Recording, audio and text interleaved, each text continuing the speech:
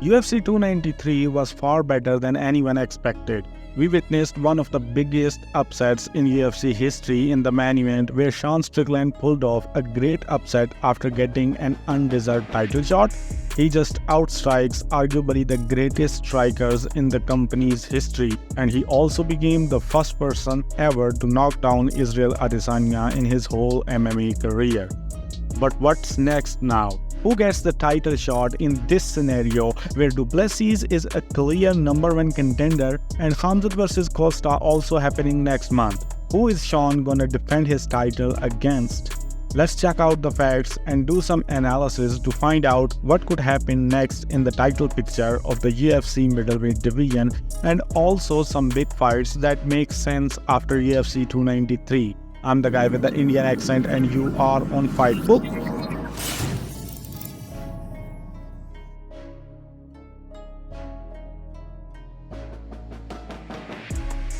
As you all know, UFC is a business before anything else.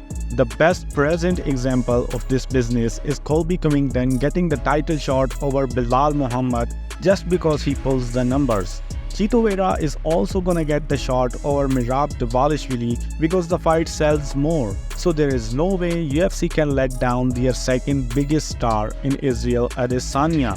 Izzy is their cash cow, and Dana has clearly stated in the post-fight press conference that he is interested in making the rematch. Sean Strickland also does not have any problem in giving Adesanya the rematch, so I see no way Du Plessis vs Strickland can be made. This fight doesn't sell shit. Du Plessis had his shot, but he gave it to Strickland, so he may now get the same treatment as Merab Dvalishvili and Belal Muhammad, and even worse than that if Khamzat Chimaev beats Paulo Costa.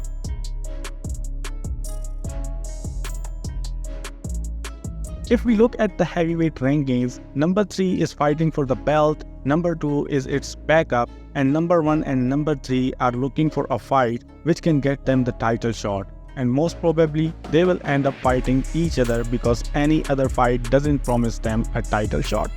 Alexander Volkov is now also riding a 3-fight win streak, all 3 wins via finish. He just snatched Tuivasa's number 6 ranked spot in the rankings, so he doesn't need to look back at this point of his career. Number 5 ranked Curtis Blades, who has a unanimous decision win over Volkov in 2020, is fighting Jailton Almeida in the first card of November. Winner of that fight is the best option for him if he wants to get up in the rankings and make a run towards the title. Beating the biggest heavyweight prospect in Jailton Almeida or getting his revenge over Blades would definitely put his name into the title contention. Tai Tuivasa is now on a 3-fight losing streak again. Last time when he lost 3 straight, he went on a 5-fight knockout streak. But this is not most likely to happen again after seeing him getting finished in front of his own crowd. He cracked the rankings very quickly, and now with the same speed, he is on his way down. His next fight should be none other than Marcin Tybura, who is coming off a loss from Tom Aspinall. Tybura is currently ranked out of top 10 and not known for his punching power. So he's the best fight for Tuivasa, where we can expect another shoey moment, otherwise Tuivasa can put himself in a danger of being cut from the promotion.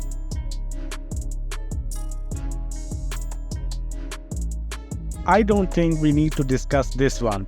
That's a no-brainer. The build-up of Khabib vs Kara France is crazy, and it can easily be the headliner of a fight night event. Khabib is ranked at number 10 and riding a 3-fight win streak. Kai on the other hand is ranked at number 5 and is on a 2-fight losing skid. Either we see a new prospect rising to the top, or Kai Kara France, who is coming off a robbery loss, can prove himself that he still have the will to become the flyweight champion.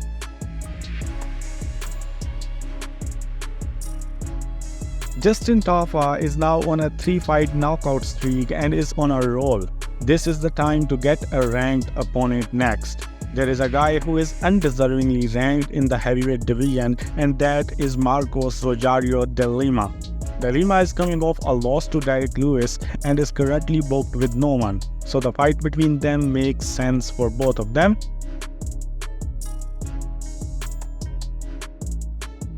Carlos Ulberg is now on a 5-fight win streak, which should be enough to crack the rankings. But if not, then his fight with Dustin Jacoby makes more sense than Dominic Reyes, and he called out in his post-fight interview. Reyes should stay away from that type of killer prospects and should choose an easy fight because he is on a verge of being cut from the promotion. Dustin Jacoby, on the other hand, put his name in the rankings with a 6-fight impressive win streak. But then he had to face a 2-fight losing skid and now again is in the win column as he's coming off a win over Kennedy and Nzechukwu. He is currently ranked at number 15 and Ulberg now makes a good case to replace him in the upcoming rankings update. If it doesn't happen, he should fight him to get that spot. Now that's all, guys. I hope you enjoyed the video. If you agree with my matchmaking, do like and subscribe. And if not, then do whatever you want.